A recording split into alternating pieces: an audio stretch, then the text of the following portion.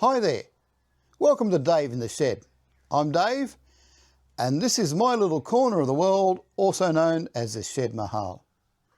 Now if you're into DIY, 3D printing and model trains, you've come to the right place. Now fair warning, I do things a little bit differently.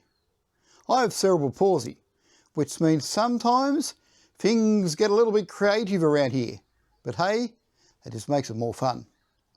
So if you like making, fixing, and maybe even breaking things along the way, stick around. Hit that subscribe button and let's build something awesome together.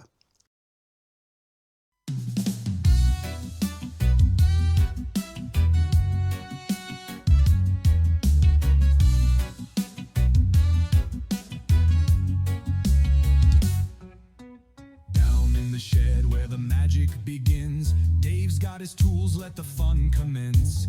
3D printing dreams, watch him come alive. With every little gadget, man, he starts to thrive.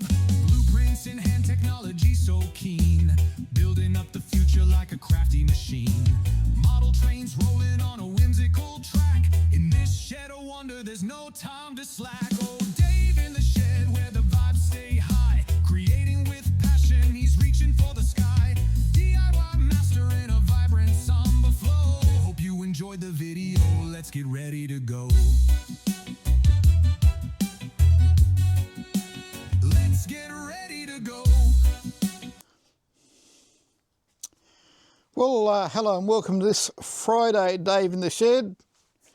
Bit cold today. I'm just like going to film this video and go off and edit it, and that's like it for the day.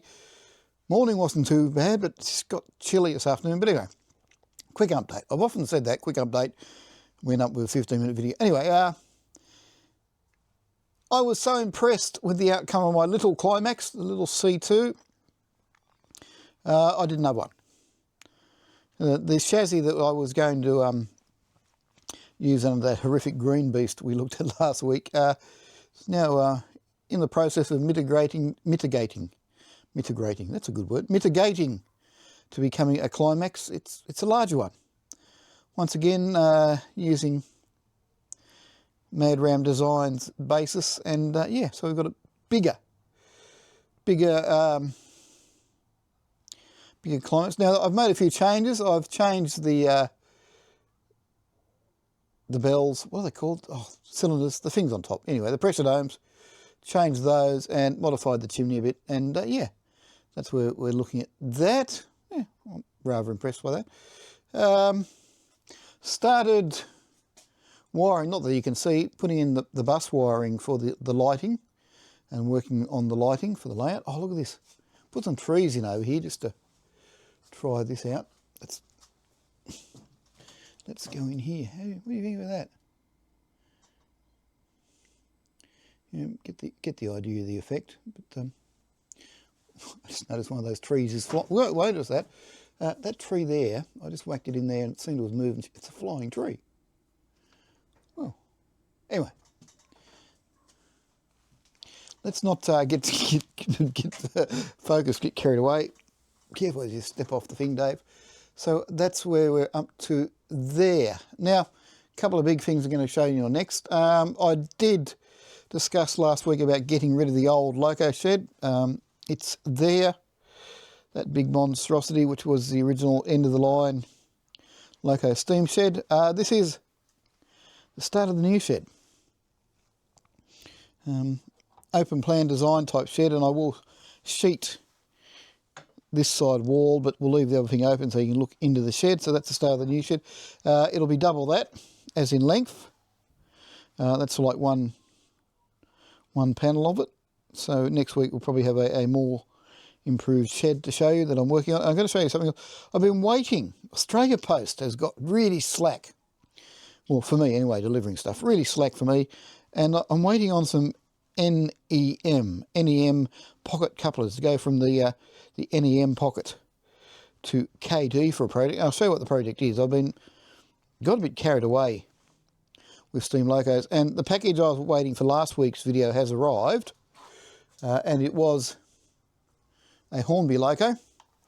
I've already denuded it of its body, so this was what I was working on. I found this really cheap on eBay because apparently had issues, or there was an issue with the paint or something. But anyway, got that cheap, and I've turned it into, wait for it, narrow gauge version of a New South Wales 30 class, C30.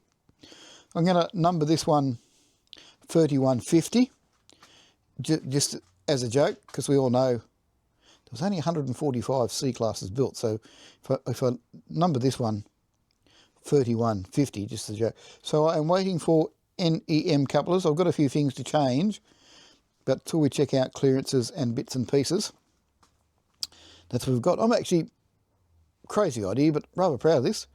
So it is almost full on 7mm scale, just running on the narrow gauge. And needs a bit of work and bits and pieces and fine detail fitting, but I'm rather impressed by that so far. That'll look rather good. So that is just a straight out Hornby Stanier Loco mech. That's the original Hornby body. Let's put them. So the difference between the two.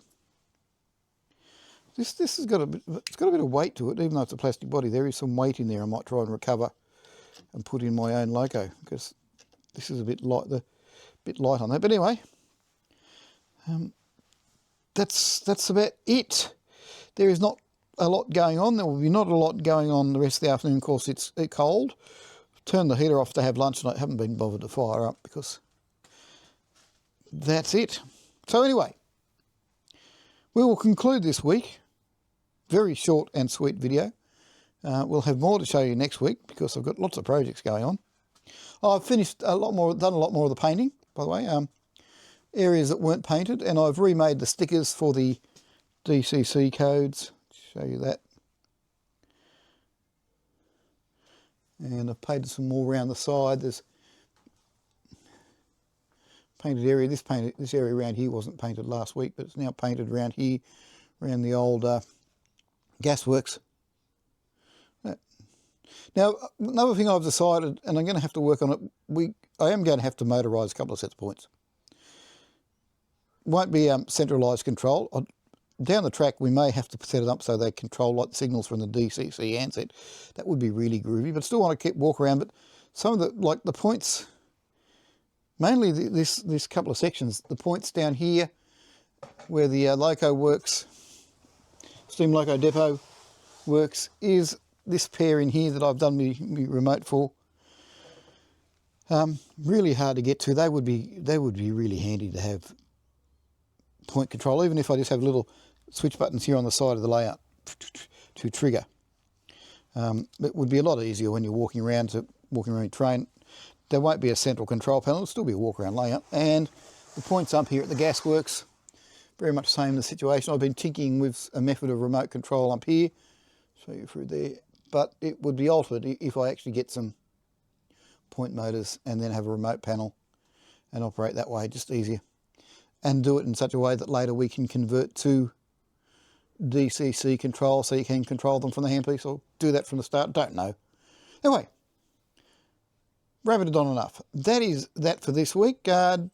Remember, keep warm, keep safe, keep well, look after yourselves. Try something different. Try something different. Because in the words of Henry Ford, you don't know what you can do or what you can't do till you try. So jump out into your shed, your layout, your room, your train room, your model space, whatever. Have a go at something new. Have a go at something. Anyway, I'll get out of your hair. We'll chat next week, all going well. Next Friday, all going well. We'll have the updates and bits and pieces. So, yeah, till then, it's been Dave in the shed, and I'll talk to you later. Don't forget to like this video. If you're not a subscriber and you found this video searching around the internet, please be a subscriber. If you've got any comments, please comment. Let me know what you think. Good, bad, or ugly. Just interested to hear what you have to say. And if you'd like any of the 3D files that I've shown you or talked about, let me know. We'll sort that out as well. So, that's it. I'm just going to walk backwards and fall out the door. We'll see how that works. So this is walking out backwards out the door. Could fall down the step. Could make a dramatic video. And I can't go much forward because the door opens inward. Bye.